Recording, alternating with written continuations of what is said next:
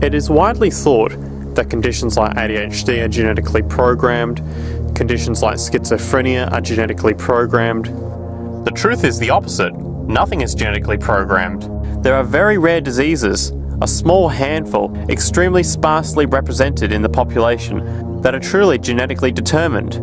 Most complex conditions might have a predisposition that has a genetic component, but a predisposition is not the same as a predetermination.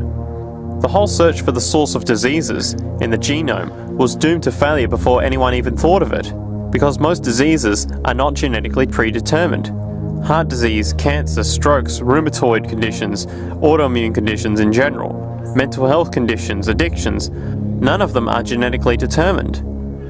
Breast cancer, for example, out of 100 women with breast cancer, only 7 will carry breast cancer genes. 93 do not.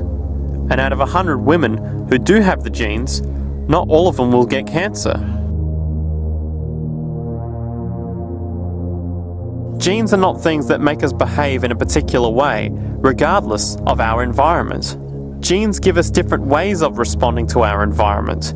And in fact, it looks as if some of our early childhood influences and the kind of child rearing affect gene expression, actually turning on or off different genes to put you on a different developmental track, which may suit the kind of world you've got to deal with.